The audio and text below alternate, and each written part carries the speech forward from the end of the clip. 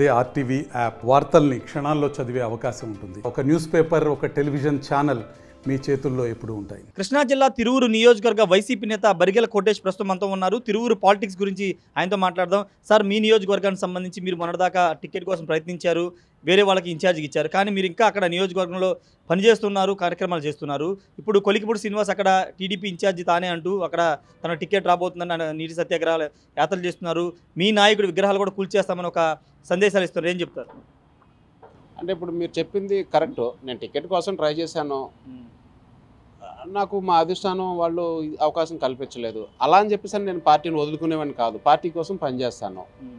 అది మీరు అలా అడగటం కరెక్ట్ కాదు. నేను పార్టీ కోసం పనిచేసేవాడిని. మీరు చూడండి, గతంలో కూడా నేను 2009 ఎలక్షన్స్లో కూడా నా ప్రాణాలు తెగించి జగన్మోహన్ రెడ్డి గారు ముఖ్యమంత్రి కావడం కోసం నేను పనిచేశాను. అలాంటి వ్యక్తిని నేను. సో నాకు టికెట్ అనేది పెద్ద ముఖ్యం కాదు. తిరువురు నియోజకవర్గం అనేది నా కుటుంబం. నా కుటుంబం కోసం నేను పనిచేస్తాను. అర్థమైంది కదా? పదవి ముఖ్యం కాదు, నాకు కుటుంబం ముఖ్యం. నియోజకవర్గ కుటుంబ సభ్యులందరూ నా కుటుంబ సభ్యులు, వాళ్ళకి నేను ఒక తోబుట్టువు, నేను వాళ్ళ కోసం పనిచేస్తాను. అయితే మీరు అడిగిన విధానం కొలికిపూడి శ్రీనివాస్ గురించి అడిగారు. సార్, అతని గురించి ఏం చెప్పాలి సార్?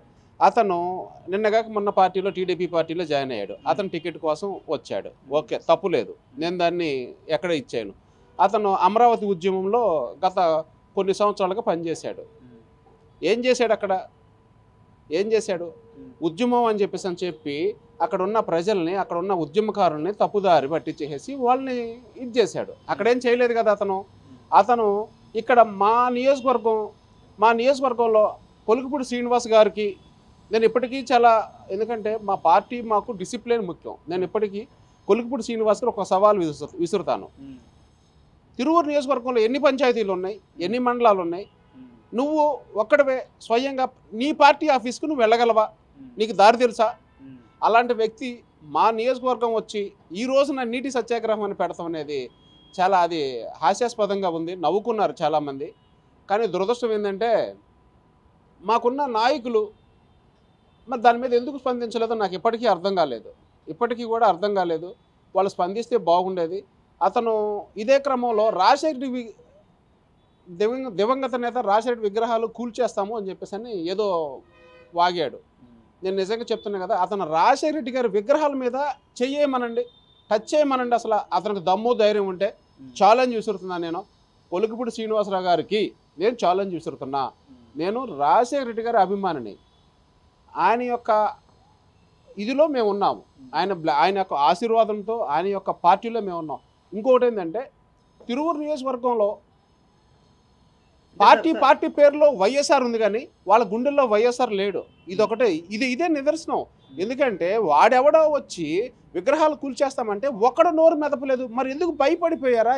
అదే నేను అడుగుతున్నాను. ఇప్పుడు అక్కడ ఇన్ఛార్జిగా స్వామిదాస్ ఉన్నారు, ఆయన ఎందుకు స్పందించలేదు అనుకుంటున్నారు? మీరే పదే ఎందుకు తిరువురు నియోజకవర్గం గురించి, అక్కడ ప్రతిపక్షాల గురించి మీరే ఎందుకు స్పందించాల్సి వస్తుంది? అంటే ప్రతిపక్షాలను కాదు, నేను నా పార్టీ చేసిన అభివృద్ధిని ఇది చేస్తున్నాను. నేను స్పందించడం అంటే నేను నా పార్టీ చేసిన అభివృద్ధి నలుగురికి చెప్తున్నాను. ఇప్పుడు అతను టీడీపీ నుంచి మొన్నే వచ్చాడు, మరి ఇతనికి మరి ఏం లాలూచీలు ఉన్నాయో తెలియదు. అతను చేసిన వ్యాఖ్యలపై కనీసం వాటిని ఇచ్చేయలేదు. ఇన్ఛార్జిగా ఉన్నాడు. నేను అతను బాధ్యత కదా ఇన్ఛార్జిగా ఉన్నప్పుడు అతను గౌరవించాలి. ఆ విధంగా నేను ఇంతవరకు నేను మాట్లాడలేదు. కానీ ఆయన మొన్న నీటి సత్యాగ్రహం చేసి వెళ్ళిపోయాడు. అంటే నేనేం అడుగుతానంటే, కొలికిపూడి శ్రీనివాస్, నువ్వు చదువుకున్న విద్యావంతుడివి, నువ్వు చదువులేనివాడు కాదు. నువ్వు ఎంతోమంది ఏదో కోచింగ్ సెంటర్ పెట్టుకొని ఎంతోమంది ఉద్యోగాలకి, ఎంతోమంది ఉపాధి కల్పన ఇచ్చేసావని చెప్పి ఉంది. ఓకే, మంచిది. మరి 14 సంవత్సరాలు చేసిన ముఖ్యమంత్రి చంద్రబాబు నాయుడు నువ్వు అడగాలి. 5 సంవత్సరాలు నిన్న ముఖ్యమంత్రిని ఎలా ఇచ్చేస్తాడు? ఒక ముఖ్యమంత్రిగా ఎన్నుకోబడితే వెంటనే అన్నీ అయిపోతాయా? అన్ని సమస్యలు అయిపోతాయా? చంద్రబాబు నాయుడు పట్టించుకోలేదు. ఇప్పుడు మా ముఖ్యమంత్రి గారు కొంచెం చేసుకుంటూ వస్తుంది. ఒక్కసారి అవ్వవు కదా, ఈ స్టేట్ మొత్తం అన్నీ చేయాలి, అవ్వవు కదా. ఇదే కొన్ని ఇదిలో కొంచెం చేసుకుంటూ వస్తున్నాం. అభివృద్ధి అనేది ఏమైనా తెల్లారిపాటికి అయిపోతుందా? అభివృద్ధి కాదు కదా. అతను ఒంటెత్తి పోకడా చూస్తే నిజంగా చెప్తున్నా కదా, అతను తిరువురు నియోజకవర్గంలో ఒక కాలు కూడా పెట్టనివ్వను. ఎందుకంటే ఆయన బహిరంగంగా ముందు క్షమాపణ చెప్పి తిరువురు నియోజకవర్గానికి రావాలా. రాజశేఖర విగ్రహాలు కూల్చేస్తామంటే అతనెవరు? అతనికేంటి అభిమానులు ఉన్నారు. నీ సమస్య ఉంటే ప్రజా సమస్యల మీద పోరాడు. విగ్రహాలు కూల్చేస్తాము, ఇవి చేస్తాం. ఇంకోటి కూడా చెప్తాను. నేను కొలికిపూడి శ్రీనివాసరావు గారికి నేను ఛాలెంజ్ విసురుతున్నా. అసలు నువ్వు మనిషివేనా? నువ్వు చదువుకున్నావా? నీలో చదువుకున్న లక్షణాలు ఉన్నాయా? నువ్వు ఒక నిండు ఒక డిబేట్లో ఒక విష్ణువర్ధన్ రెడ్డి అని ఒక సోదరుణ్ణి ఇతను ఏదో ఒంటెత్తి పోకడతో అతన్ని కొడతానికి వెళ్ళాడు. అది కరెక్టేనా? అది ఎవరైనా సమర్థిస్తారా? నువ్వు మాట్లాడు, డిబేట్ అంటే మాట్లాడు, విషయాల మీద స్పందించాలి, నీ పార్టీ నీ విధి విధానాలు తెలియపరచాలి ప్రజలకి. అంతేగాని అతన్ని కొడతానికి వెళ్ళిపోతే ఇతను ఏమన్నా రౌడీయా ఏంటి ఇతను? ఇంకొకటి, నిన్నగాక మొన్న ఆర్జీవి గారు అతను సినిమా తీశాడు, నువ్వేదన్నా ఉంటే నువ్వు స్పందించు. తల తీసుకొస్తే ₹1 తీసుకొస్తానంటే అంటే తిరువూరు నియోజకవర్గానికి అసలు నువ్వేం చేయాలని వచ్చావు? తిరువూరు నియోజకవర్గంలో మాకున్న కార్యకర్తలను మేము ఇప్పుడు పార్టీలకు అతీతంగా అందరం ఒకటే. అక్కడ ఉన్న వాళ్ళ కార్యకర్తల్ని రౌడీలు చేస్తావా, గోండాలను చేస్తావా, ఏం చేస్తావు నువ్వు? ఇలాంటి అతను శాసనసభ్యునిగా అయ్యి ఏం చేస్తాడండి అక్కడ? అతను ఏమన్నా అక్కడ అభివృద్ధి చేస్తాడా, లేకపోతే ఇలా మర్డర్లు చేపించి తలలో తీసుకురండి ₹1 ఇస్తానని చెప్తాడా? ఇతను ఆ వ్యక్తి, ఇతను అసలు అనర్హుడండి. నిజంగా చెప్తున్నాను కదా, ఇతను మాట విధానం ఏంటంటే ఇతను ఒంటెత్తి పోకూడదు చూస్తే నిజంగా తిరువూరు నియోజకవర్గంలో టీడీపీ వాళ్ళే భయపడిపోతున్నారు అతని దెబ్బకి. ఎందుకంటే ఇతనిలో ఒక విధి విధానం లేదు, ఒక పార్టీ ఇది లేదు, ఒక ప్రజా సమస్యను పోరాడే తత్వం లేదు అతనికి. ఎంతసేపటికి వాడి తల తీసుకురండి, వీడిని చంపండి, వాడిని కొట్టండి, వీడిని కొట్టండి, ఇవేనా ఒక ప్రజానాయకుడిగా నువ్వు ఉండి ప్రజలకు ఇచ్చే సందేశాలు? కాదు కదా. అంటే మీరు ఆల్రెడీ మీరు ఇన్ఛార్జ్గా అక్కడ ట్రై చేశారు, వేరే వాళ్ళకి ఇచ్చారు, ఇంకా మీకు ఏమైనా నమ్మకం ఉందా? ఎందుకు ఈ విధమైన అంటే కౌంటర్ ఎందుకు ఇస్తున్నారు? మీరు ఇంకా ప్రయత్నాలు ఉన్నారా సీటు కోసం? మీకు వస్తుందా నమ్మకం ఉన్నారా? సార్ నాకు సీటు కాదు, ఇప్పుడే చెప్పాను మీకు, నాకు తిరువూరు నియోజకవర్గం అనేది నా కుటుంబం. ఈ రాష్ట్రానికి పెద్ద కొడుకు జగన్మోహన్ రెడ్డి గారు. నేను తిరువూరు నియోజకవర్గానికి ఒక చిన్న కొడుకుగా, ఒక తమ్ముడిగా నేను అక్కడ ఉండి వర్క్ చేసుకుంటున్నాను. నేను నా పార్టీ కోసం పనిచేస్తాను. నాకు పార్టీ, నా జగన్మోహన్ రెడ్డి గారు ముఖ్యమంత్రి అవటం ముఖ్యం, కానీ నాకు పదవి ముఖ్యం కాదు. ఇంకోటి కూడా, నాకు కుటుంబం ముఖ్యం. నాకు పదవి ముఖ్యం కాదు, నాకు ఏమీ ముఖ్యం కాదు. నాకు తిరువూరు నియోజకవర్గం, ఆ కుటుంబం ముఖ్యం. వారి కోసం నేను ఎల్లవేళ ఎప్పుడైనా పనిచేస్తాను. వారి కోసం ఇంకొకటి కూడా మీకు చెప్తున్నాను, ఈ యొక్క మీ వేదికగా, నేను తిరువూరు నియోజకవర్గంలో ఒక లీగల్ ఆఫీస్, నేను అడ్వకేట్ని, ఒక ఆఫీస్ కూడా నేను త్వరలో పెడుతున్నాను. ఎవరైనా వచ్చి ఎవరైనా, పార్టీలు లేదు, కులం లేదు, మతం లేదు, ప్రాంతాలు లేదు, ఎవరైనా వచ్చి మీ సమస్య లేదని ఉంటే నాకు చెప్పుకుంటే నేను వాటి మీద కూడా మీకు తోడుగా ఉంటాను. నేను మీ యొక్క కష్టాల్లో కూడా నేను మీకు నా యొక్క సేవలు అనేది మీకు అందించడానికి సిద్ధంగా ఉన్నాను. అంటే మీలాగే ఆయన కూడా, కొలిగిపూడి శ్రీనివాస్ కూడా సామాజిక కార్యక్రమాలు చేస్తున్నారు, సమస్యల మీద ఆయన ఫైట్ చేస్తున్నారు. ఇప్పుడు రేపు రాబోయే 10th క్లాస్ పరీక్షల్లో విద్యార్థులకి ఆయన ప్రైజ్ మనీ కూడా అనౌన్స్ చేశారు. ఫస్ట్ 5గురికి వచ్చే వాళ్ళకి ఒక్కొక్క ₹1,00,000 ఇస్తారని ఆయన సోషల్ మీడియా చెప్పారు. అంటే మీరు అక్కడ ఇష్యూస్ మీద ఫైట్ చేశారు, ఇప్పుడు ఆయన కూడా అక్కడ సమస్యలు ఉన్నాయి కాబట్టి సమస్యల మీద ఫైట్ చేస్తున్నారని వాళ్ళ వెర్షన్గా ఉంది. అంటే సమస్యలు అంటే అదే నేను చెప్తున్నాను. ఇప్పుడు మీరు దయచేసి ఒకటి గమనించండి, 5 సంవత్సరాలు నిన్న ముఖ్యమంత్రిని ఎలా ఇచ్చేస్తాము? అతనికి టైం ఇవ్వాలి కదా, ముఖ్యమంత్రి గారు కూడా టైం ఇవ్వాలి. నేను సమస్యల మీద పోరాడాను, నేను నా పార్టీ నా ఇదని ఇచ్చలేదు, నేను సమస్యల మీద, ప్రజల ఇది మీద నేను పోరాడాను. నేను చెప్పేది ఏంటంటే, గతంలో ఉన్న చంద్రబాబు నాయుడు నువ్వు చొక్కా పట్టుకుని అడుగు, ఎందుకు నీళ్ళు ఇవ్వలేదని చెప్పేసి అని. 14 సంవత్సరాలు చేస్తున్న అడగాల, 5 సంవత్సరాలు నిన్న వారిని అడుగుతారా? 14 సంవత్సరాలు చేసిన నువ్వు వదిలేసి 5 సంవత్సరాలు నిన్న ముఖ్యమంత్రిని ఇలా ఇబ్బందులు పడతాం కరెక్టేనా? నువ్వు అభివృద్ధికి తోడ్పాటు ఇవ్వు, నీ సహకారం ఇవ్వు, ఇస్తే ఈ రాష్ట్రం బాగుపడుతుంది. నువ్వు ప్రతి ఒక్కదానికి నీ యొక్క అతనేదో ఏమీ లేదు, అతనికి ఈ పాదయాత్ర అనేది బాగా అలవాటు, ఈ నీటి సత్యాగ్రహాన్ని పెట్టేసి ఏదో ఒంటెత్తి పోకడతో చేసాడు తప్ప అది ఫెయిల్యూరు, టోటల్గా ఫెయిల్యూరు. ప్రజలు నవ్వుకున్నారు, అతను చూసి నవ్వుకున్నారు.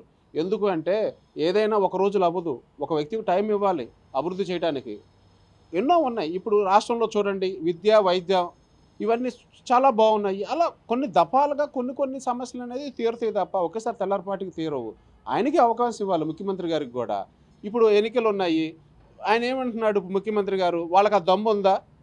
ఆయన ఏమంటున్నాడు, నా పరిపాలన విధి విధానాలు నా వల్ల మీకు ఉపయోగం ఉండి, నా వల్ల మీకు లబ్ధి పొందితేనే ఓటేయమన్నాడు. మరి వాళ్ళని చెప్పమనండి ఆ మాట.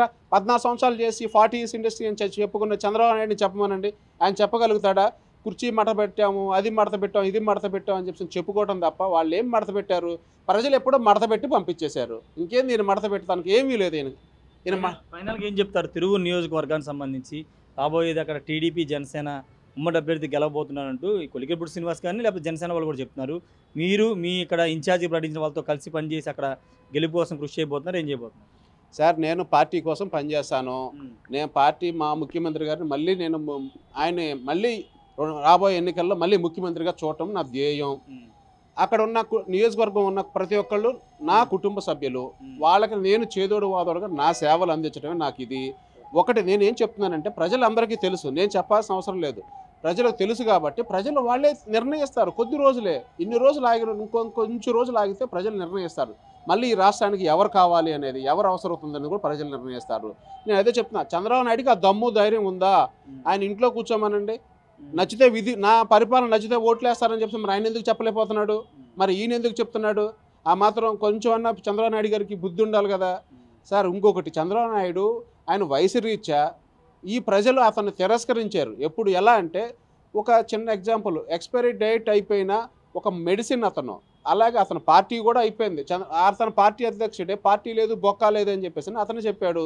వాళ్ళు ఏంటంటే ఏదో ఈ ప్రజలకి ఈ ఎక్స్పైరీ డేట్ అయిపోయిన మందు ఏదో ఇది చేసుకొని అతన్ని కొడుకుని మళ్ళీ ఏదో ముఖ్యమంత్రి చేద్దామని చెప్పి తిరుగుతున్నాడు తప్ప ఈ ప్రజలు దాన్ని ఎప్పుడో తిరస్కరించేశారు. అతని సైకిల్ని ఎప్పుడో మడత పెట్టేసేశారు. ఇతని గ్లాసు కూడా ఎప్పుడో పగలగొట్టేసేసి పెంకులు తీసి కూడా డస్ట్బిన్లో వేసేశారు. జనసేనకు కూడా ఏముండదు, ప్రజలకు అన్నీ తెలుసు. 2024 ఎలక్షన్స్లో ప్రజలు మంచి తీర్పు ఇస్తారని ఆశతో నేను మీకు చెప్తున్నాను.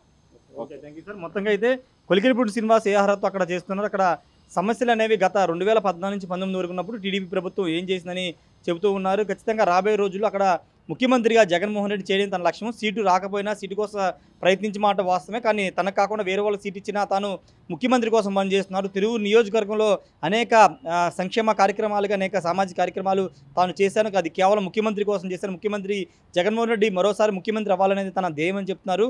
ముఖ్యమంత్రి కానీ వైసీపీని కానీ విమర్శిస్తే వాళ్ళకి సరైన విధంలో గుణపాఠం చెప్తారని బరిగెల కోటేష్ అయితే చెప్తున్నారు. Camera person విజయ్తో Rayesh, RTV, Vijayawada నుండి. మరిన్ని వీడియోస్ కోసం ఛానల్ ని సబ్స్క్రైబ్ చేయండి, లేటెస్ట్ అప్డేట్స్ కోసం వాట్సాప్ ఛానల్ ని ఫాలో చేయండి అండ్ లింక్ డిస్క్రిప్షన్ లో ఉంది.